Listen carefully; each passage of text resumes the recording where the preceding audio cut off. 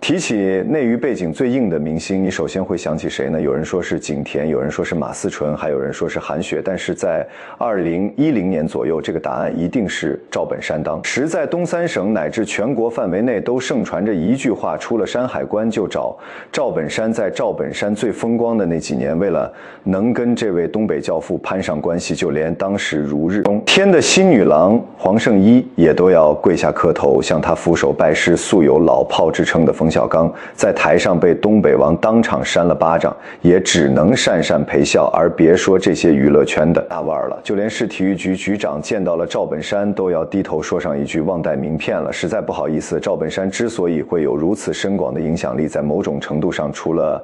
要感谢他自己在商业和艺术领域的成就之外，还要归功于他背后错综复杂的关系网。2009年5月，刘老根大舞台进京开张，前来捧场的成龙也只能坐在3排开外，因为坐在前面的都是赵本山请来的政商朋友，而位于沈阳中街的刘老根大舞台更是把这些朋友的照片都挂在了大厅的墙上出现。在这些照片当中的不但有往届的中央领导，甚至还包括时任中央领导，所以也难怪有坊间传闻说赵本山差一点就能当上文化部部长。可是蹊跷的是，能量如此巨大的赵本山却在2014年的下半年突遭舆论围剿，还疑似遭到了全网封杀。此后这位名动天下的东北笑将就在国内舞台上销声匿继了10年后的2025年初，国内星途走不通的赵本山想到了海外复出之路。2月1日，从纽约开启了全球巡演，有粉丝将纽约巡演的视频发回内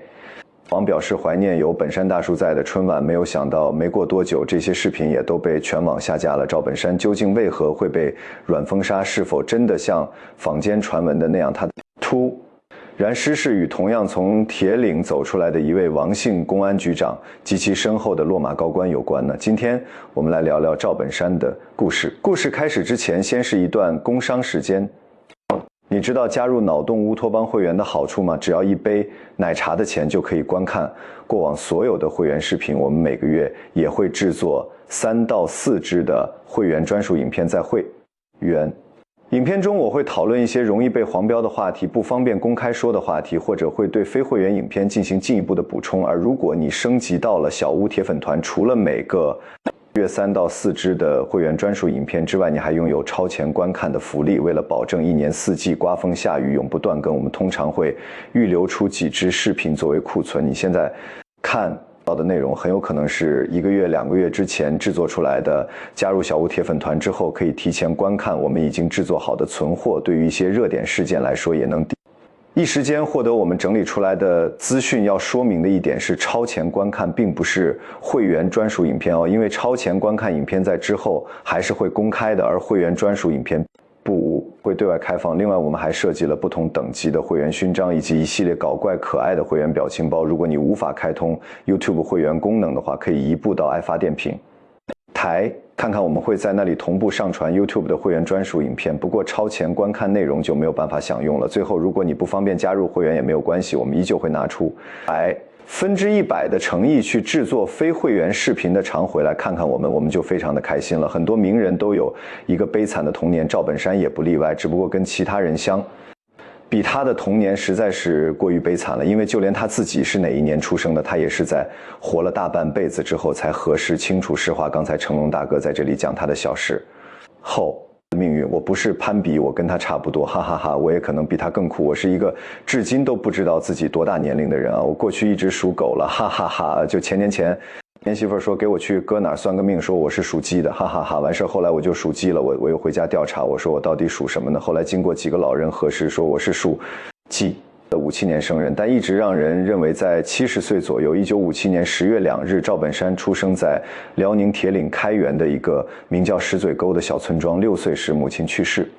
亲带着他的哥哥姐姐们前往黑龙江讨生活，而年幼的赵本山则被留下来和爷爷住在一起。可没过多久，爷爷也去世了，赵本山就这样成了村子里靠吃百家饭长大的孤儿。后来为了能在这段娘死爹远走活得不如狗的悲惨童年中凭自己的本事混口饭吃，赵本山便开始跟着盲人二叔赵德明一起拉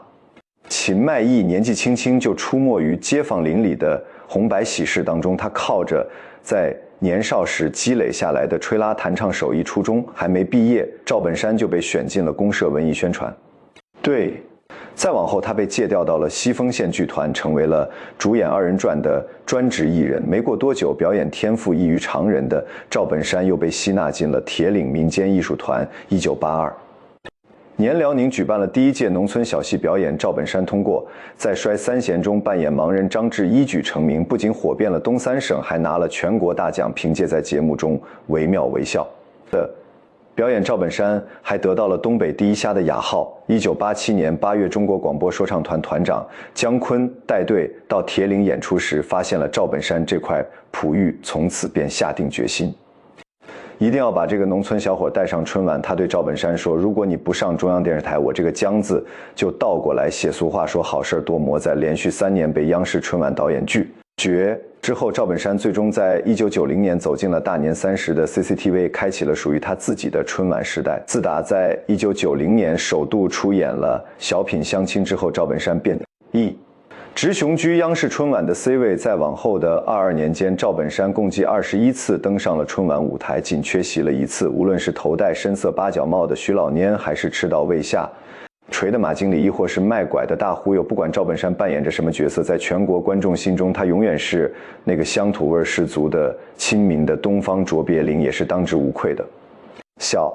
品质网友在回忆起往年的除夕夜时，曾无不感慨地说道：“只要赵本山的小品一出来，村里的鞭炮声用不了10秒钟就戛然而止了。除了与生俱来的喜剧天赋之外，赵本山也颇具商业头脑。1993年，赵本山注册成立了人生当中的第1家公司——本山艺术开发总公司。虽然公司名叫艺术开发，主营业务却是毫不相干的。倒霉众所周知，东北是中国传统的重工业基地，在上个世纪80、90年代，各大企业厂矿都急需用煤，赵本山抓住了这个机遇。通过了自己在演出时结下的人脉关系，让自己的煤炭生意越做越大。就这样，赵本山赚到了舞台之外的第1桶金。但是要说到赵本山究竟靠倒霉赚了多少钱，网上目前还没有一个具体的说法。他本人对此也是不愿多提。后来赵本山又把煤炭生意挣到的原始资金投到了文化产业上，刘老根大舞台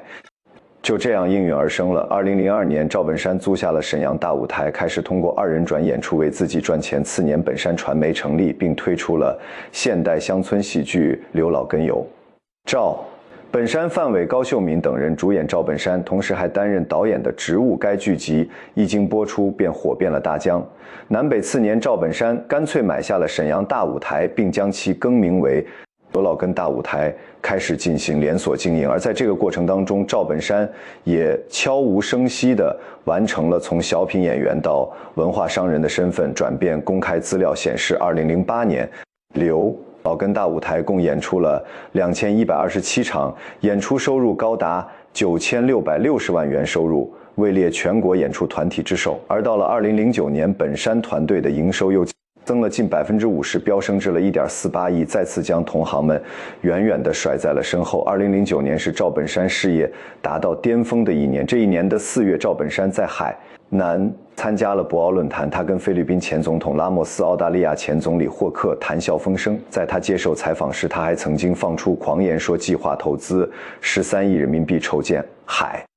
南博鳌影视基地，目前正在做前期调研和准备工作。虽然此番计划最终没能成型，但也足见赵本山当时日益膨胀的野心。这一年5月，刘老根大舞台经开业，落户地址就选在了北京前门外有200多年历史的平阳戏楼。说出来都让人不敢相信，二人转这一门具有浓郁地方色彩的东北民间说唱艺术，竟然真的在本山大叔的扶持之下走进了首都剧院的大雅之堂。而为了给赵本山捧场，张艺谋、冯小刚、葛优、姜文等明星大腕是悉数出席。由于赵本山邀请来的政商人士实在是太多了，而在数天前刚刚成为在鸟巢举办个人演唱会第1人的成龙大哥，都得做到3排开外。在福布斯不久后排出的中国名人榜，钟成龙就排在榜首，而赵本山同样高居第6位。根据《金陵晚报》测算，赵本山在事业巅峰时期很可能已经拥有了10亿元的身家和30亿元的资产。而理财周报更是分析出赵本山的娱乐帝国规模恐怕已经达到了50亿元，还是在这一年，赵本山在国外订购了一架私人飞机。1年后的2010年4月，这架私人飞机落地沈阳。据了解，这架名叫本山号的私人飞机是加拿大庞巴迪公司生产的挑战者850型公务机，整机造价高达3000万美元，合约人民币2亿元。同时，这架飞机平时的维护费用也不低，光是飞行员日常维护和保险等费用，1年就需要500万左右。而说到私人飞机的内在，更是堪称豪华无比，20个舒适的座位，还有酒吧、卧室，甚至连健身房都是一应俱全。2011年，赵本山的老朋友宋祖英在重庆举行个人演唱会。而此时的赵本山早就已经今非昔比了，20多年过去了，当年那个在春晚后台帮着宋祖英抢饭盒的铁岭小人物，如今已经蜕变成了一个能用私人飞机载着他往返各地的商业大亨。不仅天上飞的要有牌面，地下跑的赵本山也不想落了俗套，非要弄个什么95至尊的车牌号他才甘心。据说图片中这辆挂着辽 K99999黄牌照的福特50就是赵本山在当年购置的房车。而随着赵本山商业帝国的不断扩张，他的触角也越伸越远，甚至过了一个商人该有的边界。坊间传闻，当时要是有哪家媒体说了一句不中听的，让赵本山知道了，他就会立刻找到当地市委帮忙把这个记者给处理掉。草根出身的铁岭青年一下子跌入了名利场，成了权势熏天的暴发户，财富名望是纷至沓来。不得不说，赵本山在那段时间确实是有一些膨胀了，得罪的人也越来越多。2010年，赵本山应邀参演了王家卫执导的电影《一代宗师》，当时正是其事业之路到达巅峰之时。在影片中，他所饰演的角色说过这样一句台词，说人呐，此一时彼一时，过什么河脱什么鞋，有多大屁股就穿多大裤衩。不知道在讲这段台词的时候，赵本山有没有开始担心自己的此一时彼一时也可能会到来？我说这个神舟5号、6号、7号，哈哈哈，研究升天的时间花费的非常短，哈哈哈，他们家起来了，就关键回来难，哈哈哈。2011年央视春晚，赵本山在小品同桌的你中说完了最后一句台词，此处省略1万字之后便潇洒离场。当时没人能想到，这个片段竟然成了他在央视春晚舞台上留下的最后一个镜头。2012年春节前夕，赵本山突然宣布因为身体原因需要退出央视春晚，可转过头来自称身体抱恙的他就踏上了地方卫视的春晚舞台。这一年3月中旬，赵本山又卷入到了网上一则传言当中，有消息称赵本山与央视某女主持人一同被限制出境，并且正在接受调查，说的是有鼻子有眼。不过没过多久，这条消息就遭到了辟谣。2013年年初，赵本山做客郭德纲主持的节目《郭德纲秀》，在节目录制过程中，他透露出了自即将退出小品表演舞台的消息。谈及此事时，赵本山特别提到这几年压力很大，简直是承受不了的那种压力。而到了2014年，冯小刚当上了春晚导演，他特意邀请了赵本山担任央视春晚语言节目总监和春晚副导演。但那年赵本山并没有参演春晚的任何节目，此后这位小品皇帝就彻底退出了春晚的舞台。2014年6月3日，当年亲手提拔了赵本山的伯乐姜昆，在二人转座谈会上突然提到了二人转涉黄的问题。他在发言中指出，之前人做过一个调查，在网络搜索中搜索二人转有5800多条内容都涉黄。很显然，二人转需要赵本山以及当地政府等一批代表着二人转的人或单位更加肩负起监管他的责任。如今回过头来看姜昆的此番开炮，对于赵本山来说倒是颇有一种君以此始必以此终的宿命感。当年正是姜昆慧眼识珠，才有了赵本山的今天。同时也正是二人转这门艺术，把当年那个食不果腹的草根艺人思维成了能买得起私人飞机的东北教父。而在后来导致赵本山陨落的导火索，也正是姜昆和二人转。2014年10月15日，中央文艺工作座谈会召开，刚刚度过75岁生日的赵本山意外的没有露面缺席原因不明。接着10月22日，辽宁省又召开了文艺座谈会，赵本山再次缺席。身为辽宁省文联副主席的赵本山居然没有参加辽宁省的文艺座谈会。很多人都表示难以理解。一名辽宁省文联组联处的成员事后曾经言辞模糊地向媒体透露说，这是上面这么安排的，10月29日铁岭文艺座谈会召开。而在会上，人们依然没有见到赵本山的身影。短短半个月之内，这位闻名海内的艺术巨匠竟然先后缺席了中央辽宁省铁岭市的文艺工作座谈会。其事件被不少人认为是官方在有意释放出某种信号。2014年下半年，对于赵本山来说，注定是个多事之秋。浙江卫视早前重金购买了本山传媒出品的电视剧《爹妈满月》，原定于9月22日播出，但在播出前一晚却被紧急叫停。浙江卫视的官方说法是，开播前临时接到了广电总局的指示，说由于题材问题被停播了。同样也是在这个月，总占地面积达到1万余平方米，比邻刘老根大舞台的刘老根会馆，也不知道因何原因突然宣布关门了。当中，国新闻网的记者进行暗访时，工作人员给出的答复是，国家规定现在政策不好，生意也不好，就不开了。自从赵本山缺席了3级文艺座谈会事件在网上发酵之后，包括辽沈晚报在内的多家赵本山家乡的媒体也不得不集体晋升，没有出现过关于赵本山的任何新闻。就连当时闹得沸沸扬扬的赵本山移民风波和后续的辟谣新闻也没有跟进。沈阳有媒体人士曾透露说，那段时间沈阳媒体的集体态度就是正的反的都不报。2014年12月19日是北京卫视推出的真人秀《造梦者》原定开播的日子。按照海报宣传，这档节目原本计划由姜文、姚晨、赵本山等人担当导师，但是在节目开播之前，官方突然决定由洪晃取代赵本山，同时节目也延期播出。而到了第二年2015年1月4日，由辽宁卫视播出的大型娱乐真人秀节目《组团》上春晚如期跟观众朋友们见面了。而在此前，该节目的名称一直都是本山选谁上春晚。而在那段时间，来自官媒的踏访也可以说是不绝于耳。2014年12月18日，人民日报海外版旗下的侠客岛发布了一篇题为《各类谣言传满地，本山能否挺过去》的文章。文章开头言辞犀利地写道说，这事看起来真的有点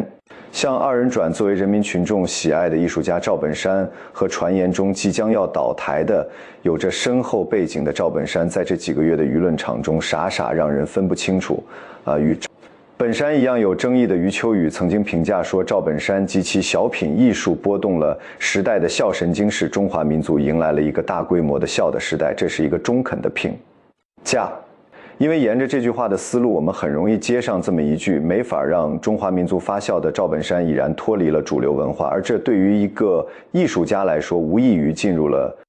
一种囚笼。次日，辽宁日报刊发论涉辽宁文艺的价值取向，从未有过丝毫的动摇。虽然这篇社论中只字未提赵本山的名字，但是有观点称，这篇报道就象征着地方媒体对赵本山及本山传媒的一种切割。为了顺利度过此次声量空前的舆论风暴，赵本山还动了破财免灾的心思。在危机最严重的时候，他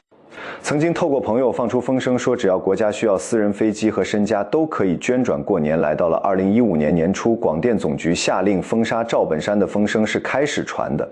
越来越真。1月8日下午，上海千山网络技术发展有限公司认证的官方微博发文爆料称，据可靠消息，因广电总局的要求，各大视频网站会将现在所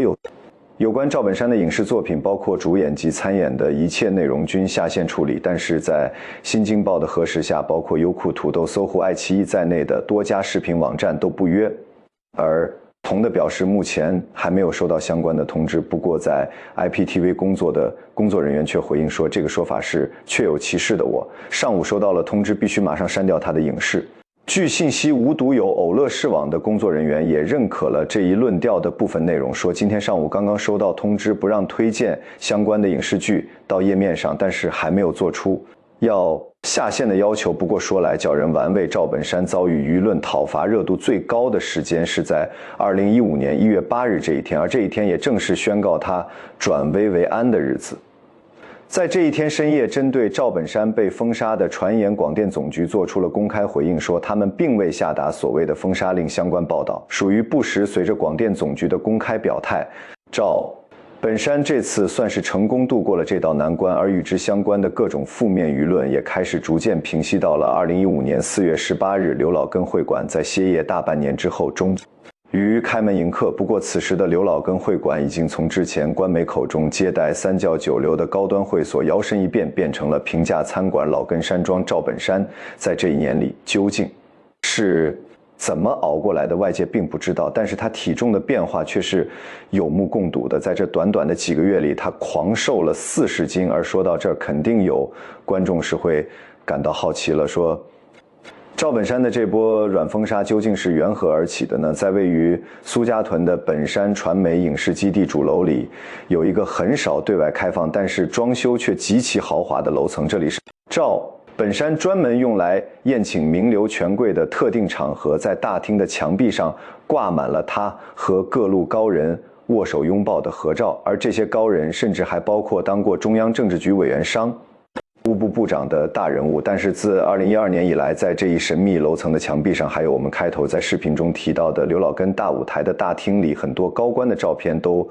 被陆续撤下，其中就包括周永康、王立军等人。这似乎也暗示了赵本山经历这段至暗时刻的真正原因。开头我们提到10年前在东北3省盛传着一句话，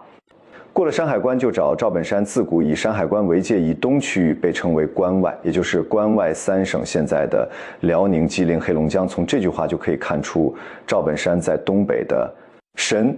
通广大，甚至可以说是黑白通吃。2010年5月，第3届华鼎奖颁奖典礼如期举行，赵本山获得了社会影响力满意度第1以及终身成就大奖在念。到有关赵本山的颁奖词时，冯小刚错误地将他是绽放在黑土地上的艺术奇葩念成了绽放在黑社会上的艺术奇葩，引发了台下的一片哄笑，言者无意。听者有心啊，不知道是不是黑社会这个词触动了赵本山的某条神经，他一上台就给了冯导一记耳光老炮，先是一愣，接着本能的想要还手，但是不知道他在此刻想到了什么，伸出去的手又立马收了回来。绽放在黑社会上的不是黑土地上的艺术奇葩，获得中国演艺名人社会影响调查第1名的是赵本山。这样的口误可是让本山大叔出了一身的冷汗呐。为了报复冯小刚的口误，上台的时候特意给了冯导一巴掌，之后赶快澄清自己与黑社会并无关系。这个奖啊很沉。刚才哎呀，这唯独有一点不舒服，就是这发奖这个人长得是太漂亮了，哈哈哈！小刚差点给我念成黑社会了，哈哈哈！结合随后4年两人还在央视春晚有过合作，看来冯小刚应该没有把这一巴掌太当一回事。而网上关于赵本山与黑社会有关的传言，大多数都是从2000年开始传出的。那一年，东北黑社会老大刘勇邀请刘德华来沈阳演出，据说华仔因为身体不适，在沈阳没能唱完全部30首歌曲，这就让刘勇大为恼火。不仅当众掌得了刘德华，还将其软禁在了东北。情急之下，刘德华找到了向华强，而向华强又联系上了赵本山，最终还是由赵本山亲自出面，华仔才得以顺利返岗。在华仔脱险后没有多久，为祸一方的黑社会老大刘勇就被公安机关给逮捕了，最终被判处死刑。而在当时负责审讯他的人，正是闻名东北的大黑英雄人，送外号王彪子的王立军。关于刘勇曾经软禁过刘德华这个传言是真是假？因为当事人的3缄其口，再加上后续相关人士是在刘勇被执行死刑之后才站出来进行辟谣的，死无对证，其真实性我们到现在也不好下一个定论了。但是可以确定的一点是，传言中所说的刘勇之所以会卖给赵本山这个面子，是因为赵本山跟王立军关系匪浅，这句话倒是千真万确。关于赵本山与王立军之间的故事，可能要从1996年阿尔山建市典礼开始说起了。在当时跟随铁岭市公安局副局长王立军一同出席这次活动的，就有同样从铁岭走出去的赵本山当王立军在2008年离任东北远赴重庆，升任重庆市公安局党委副书记、副局长的时候，赵本山跟他的联系依然没有中断。而到了2009年2月，为了能和在下个月就即将晋升为重庆市公安局局长的王立军见上一面，赵本山在春晚上跟爱徒小沈阳一起出演了小品不差钱之后，就马不停蹄地去了一趟山城。据《纽约时报》的报道，在这次碰面的席间，王立军当着其他人的面提到了这样一个故事：他曾让警察对抓到的一伙犯罪分子是一通猛打，但是就对其中赵本山的一个朋友手下留情了。2010年4月，就在赵本山忙着拍摄王家卫的电影《一代宗师》的时候，武侠小说作家独孤逸在天涯论坛上发布的一则关于赵本山黑的帖子，一度在网上引发了轩然大波。独孤逸在这个帖子里是这样描述的，说赵本山原本就有黑道背景，他与铁岭4大黑社会头子中的几位关系长的帖，而在铁岭还流传甚广的一个说法是，赵本山为了保释铁岭的一个涉黑头目，曾经拿出了15万元向王立军行贿，却不详致得到了王局长这样的一句话说，演出非常欢迎，但涉及案件任谁也不能通融。4月4日，重庆华龙网记者联系上了王立军本人，就赵本山是否拿过15万元向其行贿的问题进行核实，王立军当即就义正言辞地表示说，绝无此事，而且仅以我多年对赵本山品德的了解，赵本山是绝对不会干这种事的。也是在这一天，本山传媒发布了声明，声称所有的关于赵本山先生涉黑的报道均为虚假新闻。而这次事件的始作俑者独孤逸也在当天接近凌晨的时候更新了自己的博客，表示这个帖子其实并不是他本人发的，是愚人节时有心者的恶作剧，其情势之发展远出我本人之所料，对本山老师造成的困扰亦实非独孤逸心中之所愿。虽说这起风波最终没有掀起太大的波澜，但是赵本山跟王立军之间暧昧不清的关系从此算是被摆上了台面。2011年5月，轰动全国的重庆特警讨薪案爆发，当时的新闻报道说是重庆公安局刑警总队的一名警员偶遇工地的保安追打讨薪的民工亮明身份，试图制止之后却遭到了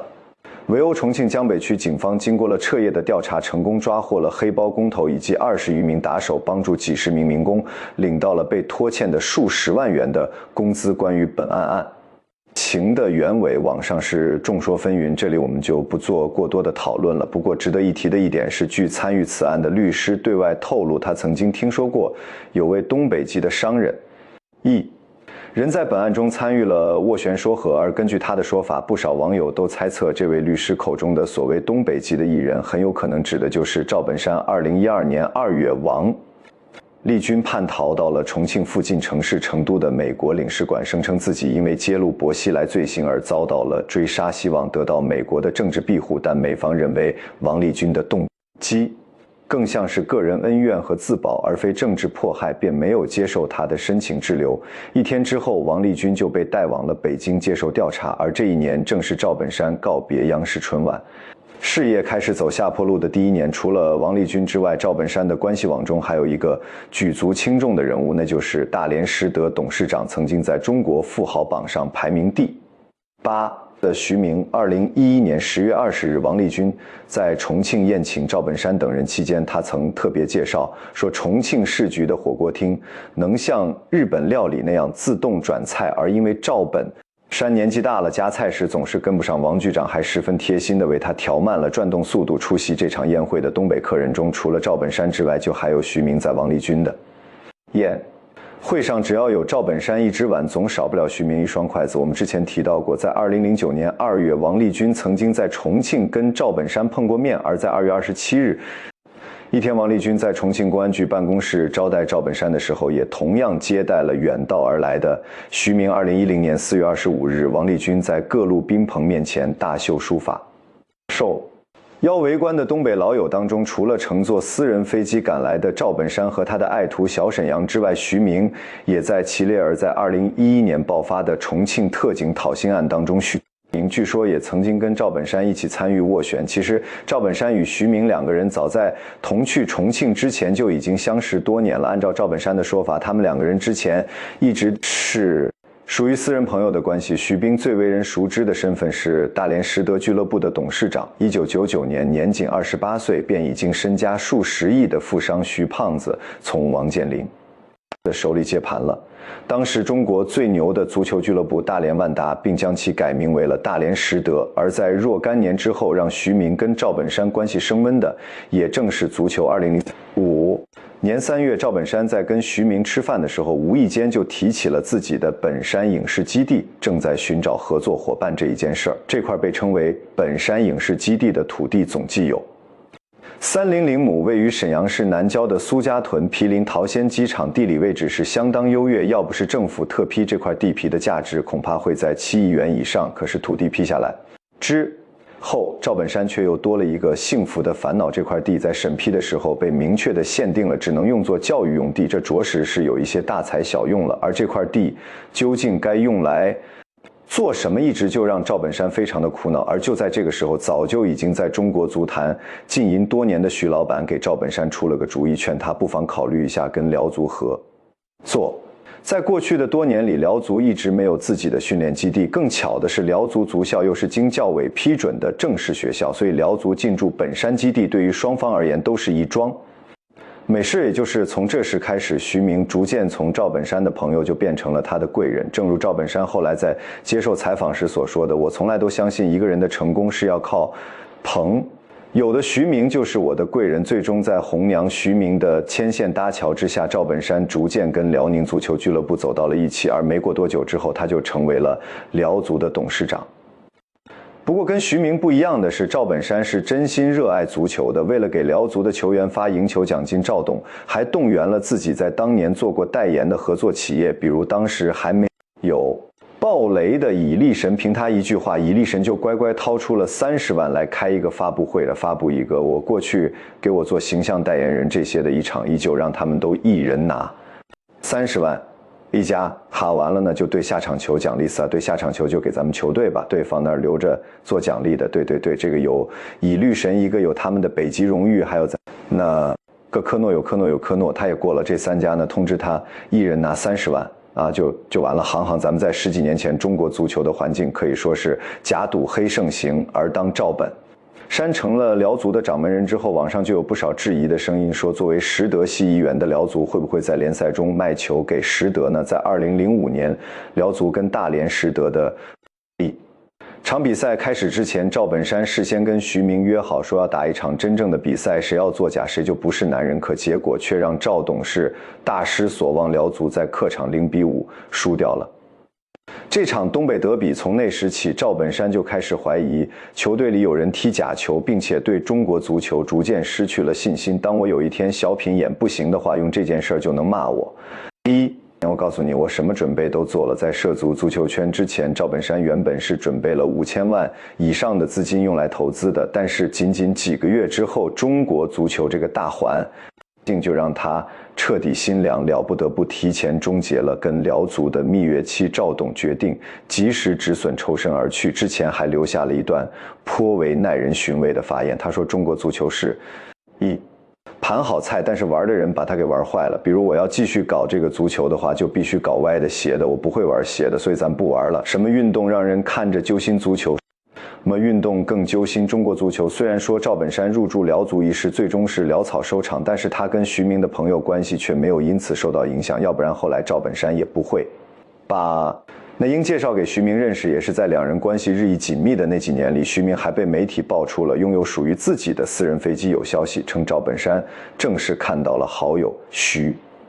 明先买了飞机，这才动了重金购机的念头。这个说法也并非是无凭无据，毕竟本山号跟徐明的飞机一样，同属世界最大的商务机制造商加拿大庞巴第一公司制造，而且无论是飞机的售价还是奢华的内饰，两者都惊人的相似。2012年王立军案发失去贵人赵福的徐明，随后也因涉嫌经济案件虽之锒铛入狱。2015年徐明狱中病逝，年仅44岁。2003年10月4日，由赵本山自导自演的电视剧《马大帅》的开机仪式于开元市开元宾馆举行。时任开元市一把手市委书记的魏俊兴也亲临了现场。后来在《乡村爱情3》的关机仪式上也出现了魏俊兴的身影。而在媒体面前提起赵本山时，魏俊兴是一口一个亲爱的本山铁岭，要成为赵本山最坚强的后盾等等。而赵本山的故乡就是在开元，每一年赵本山返乡扫墓的时候，魏俊兴都会陪伴其做又据村民回忆说，在2014年之前，赵本山回来上坟，他身后总是会浩浩荡荡的跟着很多辆车，有时候甚至还会有消防车。这些车在山坡上会排成一列，场面甚是壮观。但是在2014年之后，跟着赵本山一起回家上坟的就只剩下2辆车以及零星的几个徒弟了。当时就有人猜测说魏俊兴是不是要出事？果不其然，2015年1月16日，正当赵本山深陷舆论风暴那段时期，官至辽宁省政府副秘书长的魏俊兴落马被查，当时又有余。论将矛头指向了赵本山，反正只要是家乡高官有人出了事儿，人们在第一时间就会联想到赵本山这种事情。对于赵本山来说，也已经不是第一次了。在2014年9月，与赵本山并无太多交集的铁岭市市长林强涉案被查时，同样也有舆论将赵本山和他联系在了一起，所以直到现在，网上一直存在这样一种观点，说赵本山在事业巅峰期被迫离开小品舞台，是因为他跟王立军、魏俊兴等落马高官实在是走得太近了。可是换一个角度来看，对于赵本山这种生态位的明星商人来说，他们为了拿到政商资源发展事业，所谓的上下打点、交际应酬，总是免不了的。在其事业腾飞的过程中，有些交慎独的官员朋友也并非无法理解。而在中国这样的人情社会当中，人情往来和权钱交易之间往往只有一指之隔，是非曲折，外人通常是很难定论的。从某种程度来讲，那些年的赵本山更像是一尊被请入神教的神像，自己将去往何处，其实并不会由他自己决定。就像赵本山的老朋友侯英武所说的那样，结交权贵其实并非其本意，他躲开了躲不过来的。我实话告诉你，他根本不想介入这些事。还有一位与赵本山关系非常亲密的画家朋友，也曾经向凤凰周刊透露说，赵本山是一个极其讲究商业规则的人，不会在经济问题上犯出错误。有一次在外出表演的时候，主办城市的政府官员曾经告诉他说，在这里演出的收入可以不用上税。赵本山听了之后当即表态说，你这里是你这里，我那边是必须得交的。从这段话中我们可以看出，正是因为赵本山在自己最风光的时候也守住了原则，所以他才能最后得以安全着陆，没有不虚名的后尘。从游浪骑士的铁岭艺人，到家喻户晓的春晚名片，从黑白通吃的江湖大佬，再到侍弄花草的退休老人，赵本山跌宕起伏的传奇一生，似乎正应了20多年前他在采访时说的一段话：你在这个土地上随时都等待着一些辉煌和不幸的发生，最高贵和最卑贱的事，你都会遭遇，光环和屎盆都有可能扣到你的头上，不用去设计和向往哪些事情会发生，真发生了，就用愉快的方式去接受就完了，这样才能活。如今虽然有赵本山参与的电影电视剧还没有被完全禁封，但在国内各大卫视的小品舞台上却是再难见到赵本山的身影。2017年12月，在深陷舆论风波2年之后，赵本山曾经在微博上隐晦地表达过自己想要复出重登小品舞台之意。微博的原文是这样写的：这几年因为腰病告别了春晚，如今我一身轻松，而大家有想念我的小品吗？可是没过多久，这条微博就被删除了，原因未知。当时间来到2025年，赵本山似乎又活了过来，因为他想明白了一件事：既然国内的舞台咱们上不去，那不妨试试国外。赵本山在这一年选择了重出江湖，携辽宁民间艺术团体出走海外进行世界巡演行程，包括纽约、洛杉矶以及新加坡等地。据知情人士爆料，赵本山在纽约的全球巡演最后排的票价也要110美元，合约人民币800元，而第一排的票价更是高达1400美元和人民币近万元。虽然说票价很高，但是纽约的老铁们却无比捧场，现场可以说是做无虚席。表演结束之后，赵本山跟在场的观众袒露心声，说自己10多年都没有上台了，但只要上台就会为观众卖力气，这是特意现排这么一个小品，还有点生呢，套到这儿来了，没有办法，只能卖力气。完了，主办方把票价定得还挺高，不高，哈哈哈！你说那是他个不高，哈哈哈！票价是挺高的，你想500美金就合人民币53,500，这不是小数册。所以说呢，卖力气是咱们就多演点，对，让人看够。对，或许是因为常年没有登台表演，有些生疏也，或许是因为在表演中太过卖力，赵本山在一次演出中意外摔伤了腿。而在今年2月，有网友拍到这位白发苍苍的老人坐着轮椅过安检的画面，有网友对此评价说，本山大叔已经一把年纪了，完全没有理由冒着身体上的风险继续跟徒弟们一起在台上抛头露面呀。但也有人对此是持反对意见的，说赵